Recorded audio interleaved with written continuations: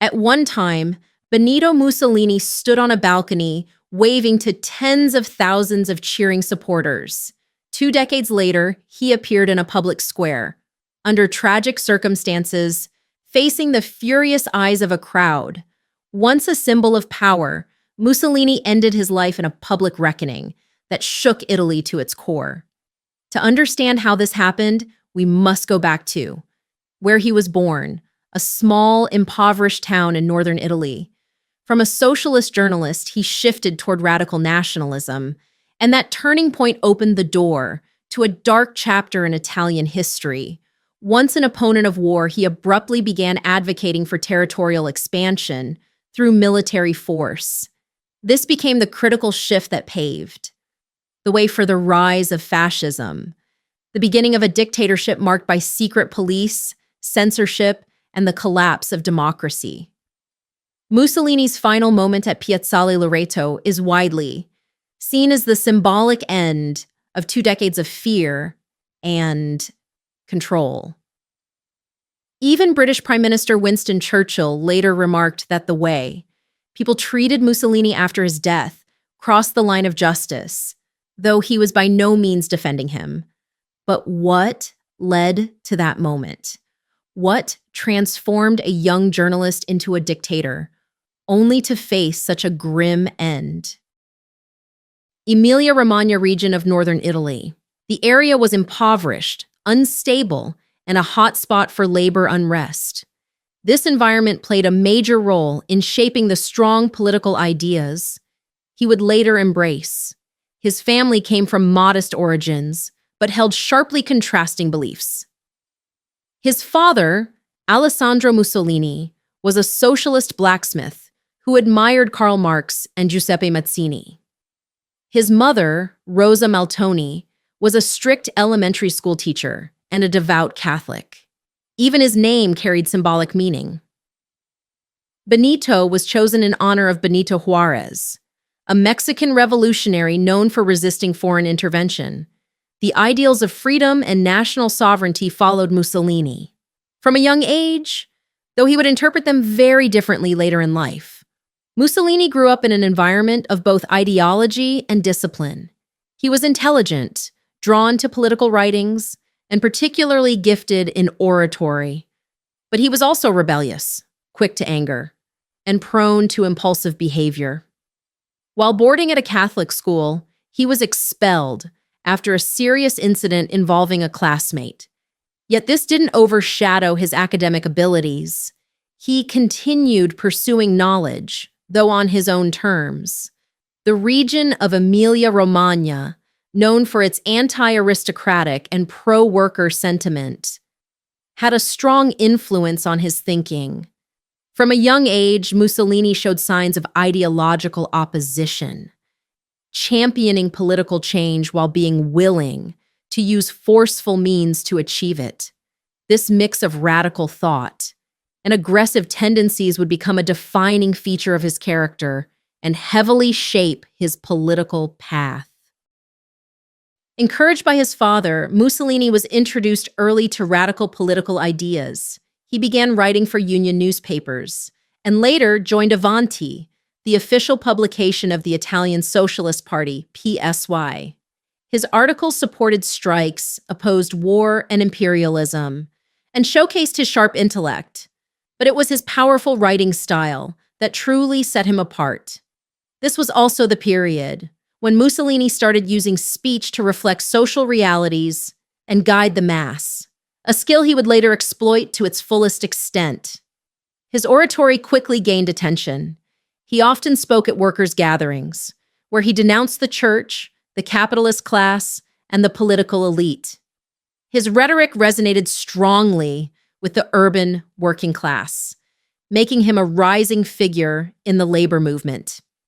In 1912, at the age of 29, Mussolini was appointed editor-in-chief of Avanti, a key role within the PSI. There, he wrote to defend socialist ideals and mobilize the public, increasingly revealing his personal ambition for power. But a major turning point came in 1914, Initially, Mussolini opposed the war, aligning with the PSI's stance. However, by the end of that year, he abruptly shifted to support Italy's entry into World War I. Mussolini believed the conflict would unify the nation. This change in position led to his expulsion from the PSI due to ideological conflict. Undeterred, Mussolini founded his own newspaper, Il Popolo d'Italia, the People of Italy. Through this publication, he abandoned socialism and began to praise nationalism and the glory of ancient Rome. The newspaper became a platform for war veterans and those drawn to a strong nationalist vision, laying the groundwork for the birth of fascism. From a socialist journalist, Mussolini gradually emerged as a central figure in the nationalist movement. He was preparing for a decisive move, what would later be known as the March on Rome. But this also signaled that he had chosen to follow his own path, regardless of the consequences. And soon, Italy would witness something unprecedented, a journey toward dictatorship. However, Mussolini's political debut did not bring immediate success. In the 1919 election, his party failed to win any seats in parliament, but as the economic crisis dragged on, with inflation and unemployment worsening, public confidence in the government steadily eroded. Disillusionment with instability gave Mussolini an opening. A segment of the business elite began to see Mussolini as a viable alternative. Who could restore order? Certain industrialists and business figures started backing his movement, viewing it as a force capable of halting the spread of communism.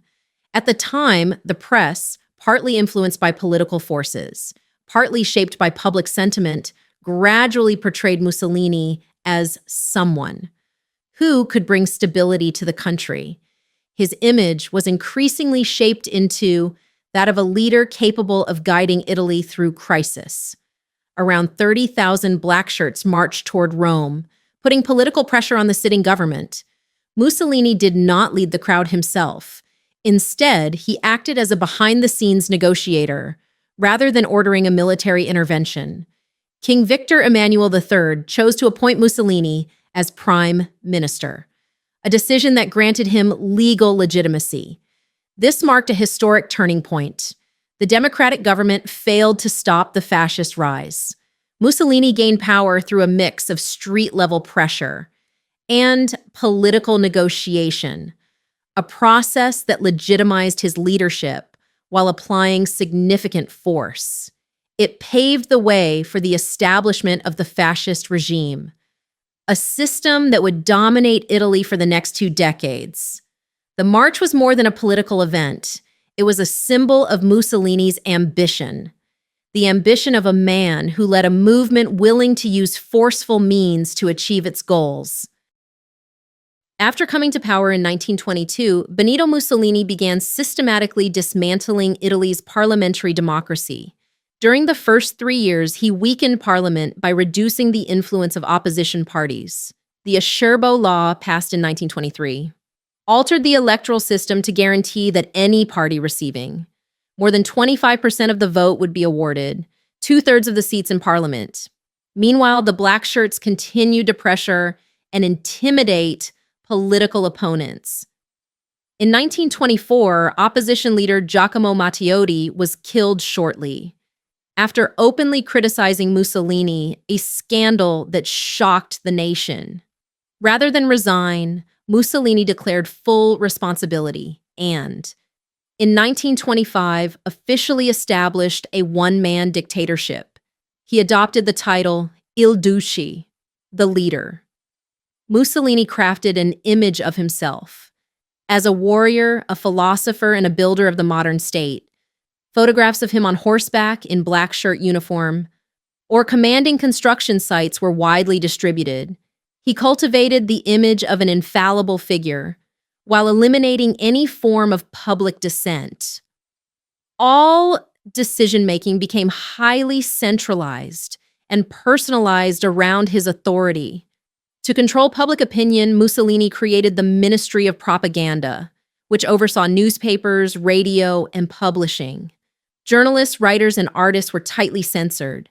School textbooks were rewritten to reflect the official ideology and glorify the role of the head of government.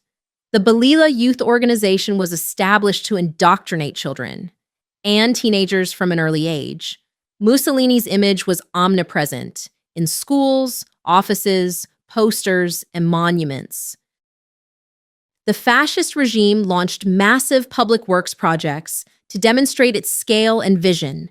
Roads, public squares, and entire urban districts like EUR in Rome were built, drawing inspiration from ancient Roman architecture. However, these projects were largely symbolic and offered little economic return. Government spending soared, while the everyday life of ordinary Italians remained largely unchanged. Mussolini showed no tolerance toward opposition. All political parties were gradually dissolved or banned, leaving the fascist party as the only legally recognized force. The secret police, OVRA, was established to monitor and deal with individuals suspected of holding anti-regime views. A special tribunal was set up to prosecute political crimes, using extraordinary procedures that bypassed the standard judicial process. Intellectuals, artists, and scholars were either forced into exile or erased from public life. His dictatorship, which began as a legally sanctioned coalition, evolved into a system of total control, where every dissenting voice was eliminated. After consolidating power in 1925, Mussolini began turning his attention beyond Italy's borders. He pursued ambitions of expanding the country's influence. In 1935, Mussolini ordered a military campaign against Ethiopia, one of the few remaining independent nations in Africa. He saw this as an opportunity to erase the memory of Italy's defeat in 1896 and reaffirm national prestige. During the campaign, Italian forces were accused of using methods that exceeded the bounds of international law, causing significant harm to civilian populations. The operation drew strong condemnation from the international community, especially due to its severe impact on non-combatants. However, the response from the League of Nations was too weak to halt the aggression. And by 1936, Ethiopia had been annexed into what Mussolini called the Italian Empire. This so-called victory left Italy diplomatically isolated, pushing Mussolini to seek new alliances. Initially, Mussolini was skeptical of Adolf Hitler and kept a distance. But after being shunned internationally over the Ethiopian campaign, he began to shift. Italy and Germany cooperated during the Spanish Civil War, from 1936 to 1939, jointly supporting Francisco Franco's nationalist forces. By 1939, Mussolini signed the Pact of Steel with Nazi Germany, establishing a political and military alliance between the two totalitarian regimes. This alliance drew Italy closer to global conflict under Nazi Germany's coordination. When World War II broke out, Mussolini initially maintained neutrality, but after Nazi victories in Poland and France between 1939 and 1940, he saw a chance to gain influence and territorial rewards. In June 1940, Italy entered the war, aiming to expand its reach in the Balkans, North Africa, and the Mediterranean. However, practical challenges soon emerged. Italy lacked the resources to sustain prolonged military campaigns. Mussolini's miscalculations left Italy at a strategic disadvantage. It was a dream built on ancient glory, but reality would prove otherwise. In June 1940, Mussolini brought Italy into the war, driven by political ambition, but with limited preparation. By 1941, his military campaigns began facing serious setbacks. In the Greek campaign, Italian forces were pushed back by a smaller, but better organized, Greek army. Not only did the Greeks repel the invasion, they launched a counteroffensive that advanced into parts of Albania. The situation forced Hitler to intervene, deploying German troops to the Balkans to prevent the crisis from escalating. In North Africa, the Italian military faced similar challenges. Mussolini's troops struggled against British forces, losing communication lines and surrendering key strategic positions. Regions such as Libya gradually fell under enemy control. Once again, Mussolini had to rely on Germany. Hitler deployed one of his most elite units, the Afrika Korps, under the command of General Erwin Rommel, known as the Desert Fox, to stabilize the front. Yet even with Rommel's leadership, the North African campaign remained fragile and unstable. These defeats not only resulted in heavy losses, but also led Germany to reassess Italy's military role and capability within the Axis alliance. At the same time, Mussolini sent tens of thousands of Italian troops to the Eastern Front to support Germany's military operations against the Soviet Union. This contingent, known as Armia, Italian Army in Russia, was deployed to a battlefield for which it was not adequately prepared. Inappropriate equipment and thin uniforms left Italian soldiers vulnerable to the harsh Russian winter. Sub-zero temperatures immobilized weapons and vehicles, severely affecting troop morale and health. Meanwhile, the Soviet Red Army, with better equipment and stronger resolve, launched powerful counterattacks that inflicted heavy casualties on the Italian forces. During the Battle of Stalingrad, Armia suffered near total destruction. According to some estimates, over 80,000 Italian soldiers never returned from the campaign, and tens of thousands more were wounded. This battle would later be remembered as a stark example of modern warfare's brutality and of the strategic miscalculations that defined Mussolini's military leadership. As the war situation grew increasingly dire, the Italian home front fell into a prolonged state of anxiety. Beginning in 1942, Allied air forces launched large-scale bombing campaigns targeting key Italian cities. The primary objectives were industrial centers, such as Milan and Turin, home to weapons manufacturing facilities. However, residential areas were also heavily affected, resulting in significant civilian casualties and destruction. Even the capital, Rome, came under air raids. Air raid sirens wailed nightly and the streets fell silent, reflecting the tense and ever-present sense of fear. Letters from the front lines revealed a growing sense of confusion and despair among Italian soldiers. Many felt trapped in a war with no clear end in sight. On July 24th, the Grand Fascist Council convened for a critical meeting. General Dino Grandi, along with several senior figures, unexpectedly proposed ending Mussolini's leadership. Many who had once supported him now questioned his ability to steer the country through crisis. Italy's military suffered repeated defeats on multiple fronts. The population, worn down by war and economic hardship, grew increasingly disillusioned. Members of the council recognized the worsening situation, and many believed it was time to act before all options disappeared. Mussolini, once the untouchable Il Duce, was losing control. Even his closest allies began to withdraw their support. The following day, July 25, 1943, King Victor Emmanuel III made a pivotal decision. He summoned Mussolini to the royal palace and informed him that his role as head of government was over.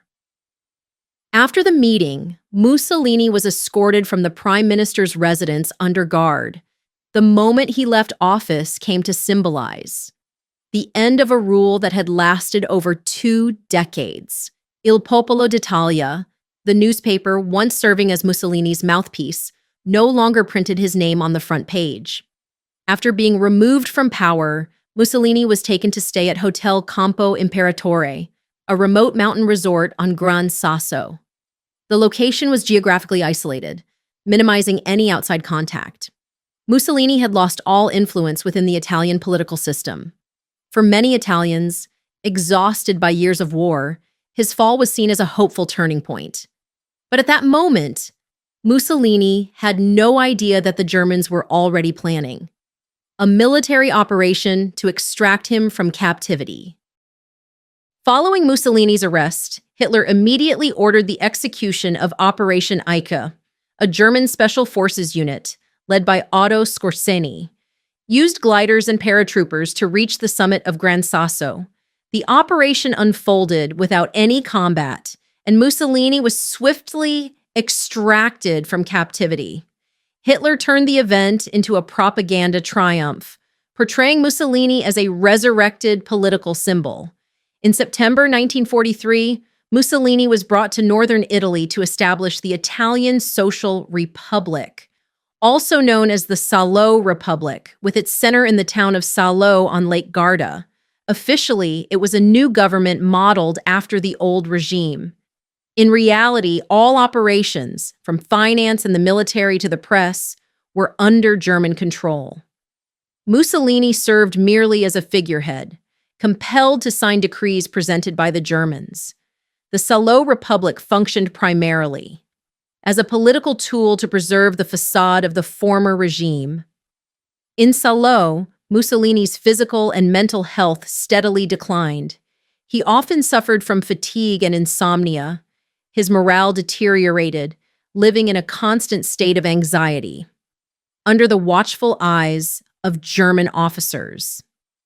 By late April 1945, the Salo Republic had collapsed entirely. Allied forces and Italian partisans had taken control of most of northern Italy. Many high-ranking officials attempted to flee, while others were unable to escape the advancing resistance. Mussolini, realizing the situation was becoming increasingly desperate, saw no clear way out. Together with his companion Clara Petacci, he planned to escape to Switzerland. They aimed for the Como region, near the border, hoping to seek asylum. An SS unit arranged for him to travel with a retreating German military convoy. As they withdrew from northern Italy, Mussolini was disguised in a gray overcoat and a lowered steel helmet. He walked quietly among the defeated soldiers. The image stood in stark contrast to the man, who once stood in the square, raising his arm and shouting before tens of thousands. The convoy consisted of nearly 40 vehicles, carrying German officers, soldiers, documents, weapons, and valuables looted from the fascist regime. Mussolini and Clara rode in a truck, carefully disguised, but unable to conceal the tension. Silence filled the air. Only the hum of engines and a stifling atmosphere remained. Near the town of Dongo, by Lake Como, the convoy was suddenly stopped by Italian partisans. They inspected every passenger, every document, though dressed in a German uniform. Benito Mussolini did not escape the sharp eyes of one partisan. The officer looked directly at him, then turned to his comrades and said, "That's him." Mussolini and Clara Petacci were separated from the convoy and taken to a farmhouse near Bonzanigo for detention. They were held apart, under strict guard. No interrogation followed, only whispers and cold, watchful eyes. Clara held Mussolini's hand tightly, but he remained completely silent. Within the ranks of the Milanese resistance, a tense debate erupted. One faction wanted to hand Mussolini over to the Allies for a public trial to ensure legal legitimacy. The other demanded immediate execution, viewing him as the embodiment of war and suffering that had to be brought to an end. They feared that if he were turned over, international politics could intervene, or worse, that Mussolini would turn the courtroom into another propaganda stage. To the partisans, Mussolini had become the symbol of betrayal and tyranny. And that symbol, they believed, had to be erased. On the night of April 27, 1945, resistance leader Walter Audicio received a direct order from the National Liberation Committee: do not let him reach trial. Carry out the execution immediately. Audicio gathered his weapon and selected a small escort. At dawn on April 28, 1945, in the village of Giulino di Mezzegra near Lake Como, Benito Mussolini and Clara Petacci were brought to a small stone house facing a low brick wall. In her final moments, Clara Petacci pleaded to remain with Mussolini until the end. Audicio initially tried to separate her, but ultimately gave the order to execute them both. Audicio gave the command, or, according to some accounts, fired the first shot himself, but the weapon jammed. An officer at his side quickly handed him a different pistol. Clara rushed toward Mussolini, clinging to him tightly. The first shot, aimed at Mussolini, struck Clara instead. The following rounds brought him down in front of the wall. The burst of gunfire ended as quickly as it had begun, leaving behind a heavy silence. The execution marked the collapse of Italian fascism, but it did not bring immediate peace. Mussolini's body was taken to Milan and brought to Piazzale Loreto, the same square where he had once ordered the execution of partisans. There, an enraged crowd unleashed its fury on his corpse, jeering and spitting in an eruption of public anger. His body, along with those of several close associates, was hung upside down at a gas station, a public warning to anyone still loyal to the fallen regime. Fearing that fascist sympathizers might try to resurrect his legacy and turn him into a martyr, the government buried Mussolini in an unmarked grave at the Musocco Cemetery in Milan. However, a year later, his remains were stolen by a radical group. In response, authorities kept the body hidden for the next 11 years. Finally, in 1957, his remains were reinterred in his hometown of Predoppio. To this day, Mussolini's tomb in Predoppio continues to attract visitors. Some are far-right extremists who still revere his image, while others come simply out of curiosity about a dark chapter in history.